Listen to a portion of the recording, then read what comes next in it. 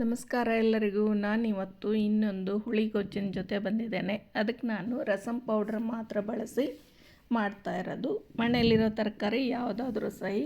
ನಾನಿಲ್ಲಿ ಸೌತೆಕಾಯಿ ಮತ್ತು ಬದನೆಕಾಯಿ ಬಳಸ್ಕೊಂಡಿದ್ದೇನೆ. ಅದಕ್ಕೆ ಮಸಾಲೆಗೆ ಶುಂಠಿ, ಬೆಳ್ಳುಳ್ಳಿ, ಸ್ವಲ್ಪ ಹುಣಸೆಹಣ್ಣು ಎಲ್ಲನೂ ಸೇರಿ ತರಿಯಾಗಿ ರುಬ್ಕೊಂಡಿರೋದು.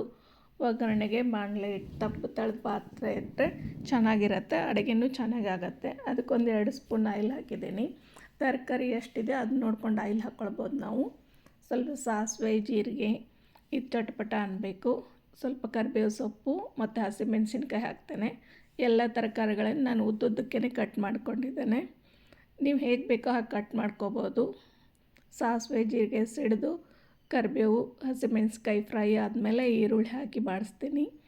ಈರುಳ್ಳಿ ಬೆಂದಾದಮೇಲೆ ಸೌತೆಕಾಯಿ ಕಟ್ ಮಾಡಿಟ್ಕೊಂಡಿದ್ದೆ. ಒಂದು ಅರ್ಧ ಸೌತೆಕಾಯಿ ಹಾಕಿದ್ದೇನೆ.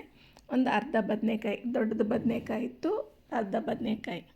ಎಷ್ಟು ಬೇಕೋ ಅಷ್ಟು ಬಳಸ್ಬೋದು. ನಾನು ಇಬ್ಬರಿಗೆ ಆಗುವಷ್ಟು ಮಾಡ್ತಾಯಿದ್ದೇನೆ ಇದನ್ನು. ಅದಕ್ಕೆ ಅರ್ಧ ತೊಗೊಂಡಿದ್ದೇನೆ. ಇದು ಬೇಯಲಿ. ಸ್ವಲ್ಪ ಬೆಂದಾದಮೇಲೆ ಟೊಮೆಟೊ ಸೇರಿಸ್ತೀನಿ.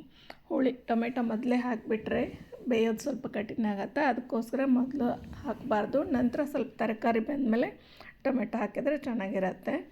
ಇವಾಗ ಇದಕ್ಕೆ ನಾನು ಸ್ವಲ್ಪ ಶುಂಠಿ, ಬೆಳ್ಳುಳ್ಳಿ ಪೇಸ್ಟ್ ಮಾಡಿ ಇಟ್ಕೊಂಡಿದ್ದೆ. ಹುಣಸೆ ಹಣ್ಣು ಸೇರಿಸಿ ತರಿಯಾಗಿ ರುಬ್ಬಿಟ್ಕೊಂಡದ್ದು ಹಾಕಿದ್ದೇನೆ. ರಸಮ್ ಪೌಡ್ರ್ 1 ಟೇಬಲ್ ಸ್ಪೂನ್ ಹಾಕಿದ್ದೇನೆ. ರುಚಿಗೆ ತಕ್ಕಷ್ಟು ಉಪ್ಪು ಮತ್ತು ಖಾರ ಪುಡಿ, ಸ್ವಲ್ಪ ಅರಿಶಿನ ಪುಡಿ, ಇದನ್ನೆಲ್ಲ ಹಾಕಿ ಮಿಕ್ಸ್ ಮಾಡ್ಕೊಳ್ತೀನಿ. ಕ್ಲೀನಾಗಿ ಮಿಕ್ಸ್ ಆದಮೇಲೆ ಇದಕ್ಕೆ ನೀರು ಹಾಕ್ತೀನಿ. ಕುದಿಯೋಕ್ಕೆ ಎಷ್ಟು ಬೇಕೋ ಅಷ್ಟು ನೀರು ಹಾಕಿದರೆ ಸಾಕು, ಜಾಸ್ತಿ ನೀರು ಬೇಡ. ಇದು ಸ್ವಲ್ಪ ಆಲ್ರೆಡಿ ಬೆಂದಿರುತ್ತೆ. ಇದು ಇವಾಗ ಎಷ್ಟು ನಿಮಗೆ ನೀರು ನೋಡಿಕೊಂಡು ಹಾಕ್ಕೋಬೋದು. ಸ್ವಲ್ಪ ಗ್ರೇವಿ ಥರ ಬೇಕಾದರೆ ಇನ್ನು ಸ್ವಲ್ಪ ನೀರು ಜಾಸ್ತಿ ಹಾಕ್ಕೊಂಡು ಮಾಡಿದರೆ ರಸಮ್ ಪೌಡ್ರನ್ನ ಹುಳಿಗೊಜ್ಜು ರೆಡಿಯಾಗಿರುತ್ತೆ. ಇದಕ್ಕೆ ಕೊತ್ತಂಬರಿ ಸೊಪ್ಪು ಉದುರಿಸಿದ್ರೆ ಸಾಕು. ಇದು ಚಪಾತಿ ಜೊತೆಗೂ ಚೆನ್ನಾಗಿರುತ್ತೆ.